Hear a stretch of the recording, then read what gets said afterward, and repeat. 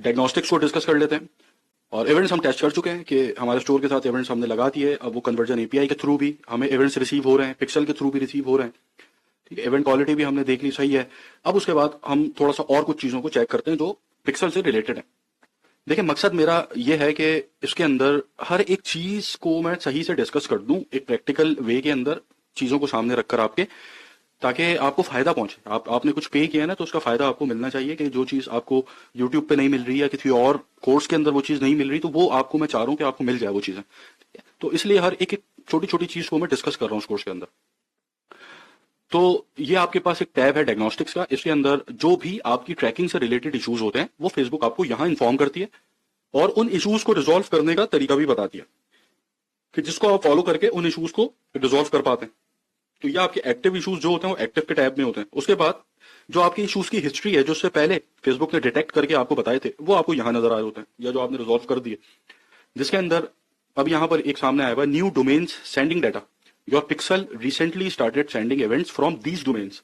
अब यहाँ पर कुछ डोमेन्स होंगे कि जो आपने देखने हैं। एक तो आपका एक मेन डोमेन है कि जिसके थ्रू आपके पास इवेंट्स आ रहे हैं।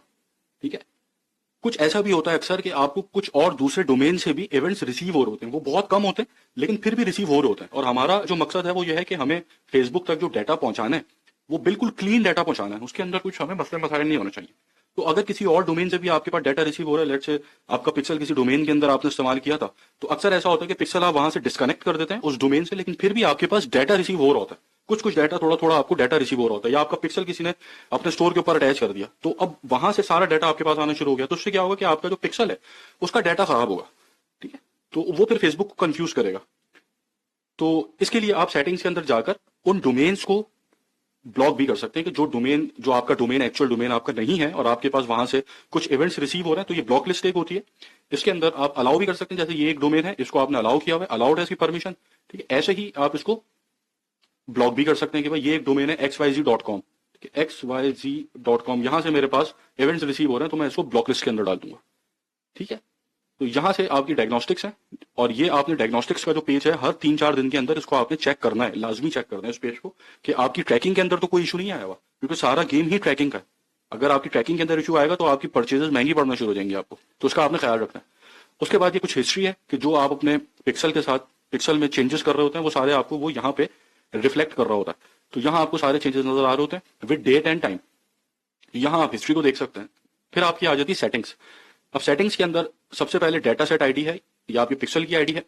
उसके बाद क्रिएटर है, इसके नीचे जो आपकी अपनी फेसबुक प्रोफाइल है कि जिसने इस पिक्सल को बनाया है उसका नाम यहाँ पर होगा, इसकी क्रिएशन डेट होगी इस पिक्सल की, और जिस बिजनेस अकाउंट के अंडर ये पिक्सल बना है वो बिजनेस अकाउंट आपको यहाँ पे नजर आएगा। जैसे हमने डमी बिजनेस अकाउंट बनाया हुआ एबीसी बिजनेस, तो अब इस बिजनेस अकाउंट के अंडर ये एक पिक्सल था नाहिद.pk का, तो ये आपको ओनर के अंदर शो होगा ये।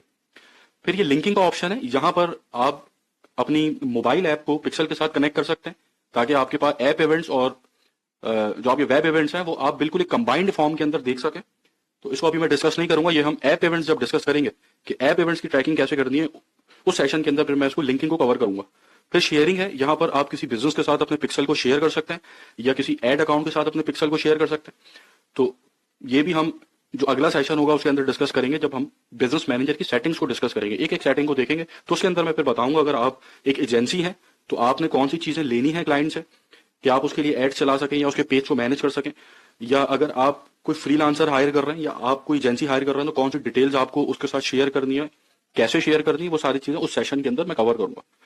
फिर ये आपकी वेबसाइट सेटिंग्स है, यहाँ पर आप जो वेबसाइट डाटा स्टोर करती है एक विजिटर का, जैसे मैंने कोई वेबसाइट विजिट की और उस वेबसाइट ने मेरा एक इनिशियल डाटा होता है जो स्टोर करती है कि मैंने कौन से पेजेस विजिट किए, मेरा आईपी एड्रेस क्या था, क्या मेरी लोकेशन थी, कहां से मैंने उस वेबसाइट को एक्सेस किया, तो वो सारा डाटा भी फेसबुक तक आपने भेजना है। तो आप यहाँ पे इसको ऑन रखेंगे, वरना आप इसको ऑफ भी कर सकते हैं।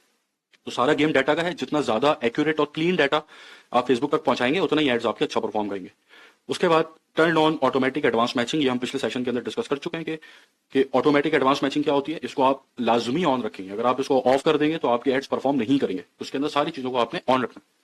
फिर इवेंट सेटअप टूल है, अगर अभी तो जैसे हमने शॉपिफाई के ऊपर हम काम कर रहे हैं तो यहाँ पर तो सारी चीजें ऑटोमेटिक हो जाती है, ठीक है। लेकिन अगर आपको मैनुअली इवेंट्स को सेटअप करना है, तो मैनुअली अगर आप इवेंट्स को सेटअप कर रहे हैं तो फेसबुक तो आपको एक बेस कोड देती है कि भाई ये बेस कोड है, इसको आप अपने स्टोर के साथ कनेक्ट करें तो आपका पिक्सल आपके स्टोर के साथ कनेक्ट हो जाएगा। लेकिन जब आपका पिक्सल आपके स्टोर के साथ कनेक्ट हो रहा है तो आप इवेंट्स क्या उसको देना है ये आप उसको अलग से कोड देते हैं फिर कि भाई परचेज का कोड ये है कि अगर कोई जाकर परचेज करता है तो उसका एक अलग कोड देते हैं, फिर ऐड टू कार्ट है, चेकआउट है, इस तरीके से आप इवेंट्स को सेटअप करते हैं। तो उसके लिए ये इवेंट सेटअप टूल होता है कि जिसकी मदद से आप, अगर आपको मैनुअली इवेंट्स को सेटअप करना है तो आप मैनुअली भी इवेंट्स को सेटअप कर सकते हैं जाके। इसको हम डिस्कस करेंगे जब हम एक सेल्स फनल बनाएंगे वर्डप्रेस के ऊपर, तो वहां पर कौन से इवेंट्स को हमने लगाना है कि जिससे हम उस फनल की ऑप्टिमाइजेशन कर सकें, वहां पर मैं इन चीजों को डिस्कस करूंगा। ठीक है, अब जैसे कि ये आपके पास इवेंट सेटअप टूल खुल गया, यहाँ पर आप बटन्स को ट्रैक कर सकते हैं, यूआरएल को ट्रैक कर सकते हैं कि अगर मैं बटन को ट्रैक करना चाहूं तो मैं यहाँ लिखूंगा ट्रैक अ न्यू बटन। अब यहाँ पर मुझे जैसे एड टू कार्ट को ट्रैक करना है, ठीक है, तो एड टू कार्ट के ऊपर क्लिक करके यहाँ पर मैं एड टू कार्ट, और इसको मैं वैल्यू भी दे सकता हूँ और वैल्यू नहीं भी दे सकता। वैल्यू दूंगा तो मैं इसी पेज के ऊपर मुझे इसको वैल्यू देनी पड़ेगी और यहाँ मैं अपनी करेंसी सेलेक्ट कर लूंगा। ठीक है, अगर मैं तो वैल्यू नहीं देता तो मैं इसको डायरेक्ट ऐसे ही कंफर्म कर दूंगा। तो ये एड टू कार्ट का इवेंट यहाँ पर सेटअप हो जाएगा मैनुअल तरीके से।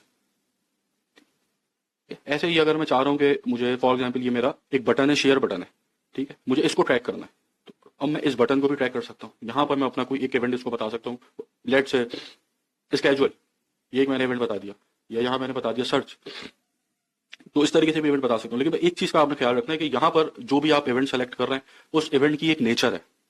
ठीक है, जैसे स्टार्ट ट्रायल, इसकी एक नेचर है। अब फेसबुक को ये नहीं पता कि ये जो बटन है जिसके ऊपर आपने स्टार्ट ट्रायल का इवेंट लगा दिया, इस बटन से शेयर हो रही है चीजें। फेसबुक अब यहाँ पर ये समझेगी कि इस बटन से ट्रायल स्टार्ट होता है, तो फिर आप अगर इस इवेंट के ऊपर अपने ऐड को ऑप्टिमाइज करेंगे तो आपका ऐड उन लोगों तक जाएगा कि जो ट्रायल्स को स्टार्ट करते हैं। ठीक है, तो ये इवेंट सेटअप टूल हम इन डेप्थ डिस्कस करेंगे जब हम वर्डप्रेस के ऊपर काम करेंगे, उसके ऊपर मैं इसको डिस्कस करूंगा।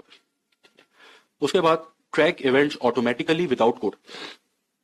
अब जैसे मैंने डिस्कस किया था कि अगर आप इसको ऑन करते हैं तो आप यहाँ पर अगर आप मैनुअली सब काम कर रहे हैं, अभी तो ये सारी इवेंट्स की ट्रैकिंग वगैरह सब शॉपिफाई आपको करके दे रही है ना, लेकिन अगर आप मैनुअली काम कर रहे हैं तो अगर आप इसको ऑन करते हैं तो इसका मतलब ये हुआ कि फेसबुक का एक बेस कोड होता है और डिफरेंट इवेंट्स के फेसबुक का एक अलग कोड होता है। एक तो बेस कोड होगा जो आपने वेबसाइट पे लगा दिया, आपका पिक्सल वेबसाइट के साथ कनेक्ट हो गया आपकी, ठीक है, लेकिन अब आपको हर इवेंट के ऊपर जाकर भी पिक्सल के थ्रू डाटा भिजवाना है। ठीक है, अब आपको अलग से बताना है, जो भी मैं डिस्कस कर रहा था थोड़ी देर पहले कि भाई ये ऐड टू कार्ट है, ये परचेज है, ये चेकआउट है, तो ये आप ऑटोमेटिकली भी कर सकते हैं बिना किसी कोड के, बस आप एक बेस्ड कोड का इस्तेमाल करके इसको कर सकते हैं। अब ये कैसे होगा, ये फिर पिक्सल आपका खुद डिटेक्ट करेगा। अब जैसे अगर मैं यहां पर कोई इवेंट नहीं लगाऊं, सिर्फ पिक्सल को कनेक्ट कर दूं अपने स्टोर के साथ बेस कोड के जरिए, तो अब अगर कोई ऐड टू कार्ट करता है और मैंने इस बटन को ऑन रखा हुआ है, ऑटोमेटिक इवेंट्स को अगर मैंने ऑन रखा हुआ है, तो अब यहाँ पिक्सल जो है वो खुद स्टडी करेगा कि ये जो बटन क्लिक हुआ है इस बटन के ऊपर क्या लिखा हुआ था। अगर इस बटन का टेक्स्ट जो है ऐड टू कार्ट है तो ऑटोमेटिकली फेसबुक पिक्सल फेसबुक को ये बताएगा कि भाई यहाँ ऐड टू कार्ट हुआ है। ये ऑटोमेटिक इवेंट्स होते हैं, ठीक है, जो ऑटोमेटिकली पिक्सल फेसबुक को बता रहा होता है अगर आप इस फीचर को इस्तेमाल करते हैं। या अगर किसी ने एक पेज विजिट किया है, अब जो पिक्सल है उसका उस पेज का मेटा डाटा भी चेक करता है, टाइटल चेक करेगा, डिस्क्रिप्शन चेक करेगा। अब यहाँ पे लिखा हुआ है चेकआउट, ठीक है, तो अब पिक्सल आइडेंटिफाई कर लेगा यार ये यहाँ पर चेकआउट हुआ है, और फिर फेसबुक को ऑटोमेटिकली बता देगा कि भाई इस बंदे ने, इस यूजर ने चेकआउट किया था। हालांकि आपने यहाँ पे इवेंट्स को सेटअप नहीं किया हुआ, लेकिन ये ऑटोमेटिक इवेंट्स हैं जो फेसबुक पिक्सल जो है फेसबुक तक पहुंचा रहा है अगर आप इस फीचर का इस्तेमाल करते हैं तो। उसके बाद कन्वर्जन एपीआई, ठीक है, ये हम जो है इसको डिस्कस कर चुके हैं। अगर आप शॉपिफाई पे काम कर रहे हैं तो खुद ब खुद इंटीग्रेट हो जाती है। आप इसको डायरेक्ट इंटीग्रेशन के थ्रू भी इस्तेमाल कर सकते हैं, जो हम वर्डप्रेस के ऊपर करेंगे एक्सेस टोकन को जनरेट करके। ठीक है, आप यहाँ पर पार्टनर इंटीग्रेशन का भी इस्तेमाल करके वर्डप्रेस के साथ, विक्स के साथ इसको इस्तेमाल कर सकते हैं। तो अभी हमने शॉपिफाई के साथ इस्तेमाल करना सीखा है, आगे मैं आपको भी वर्डप्रेस के साथ भी बताऊंगा। तो ये हमारा यहाँ पे कुछ एपीआई, कन्वर्जन एपीआई की डिटेल्स बता रहे कि हाँ भाई ये कनेक्टेड है।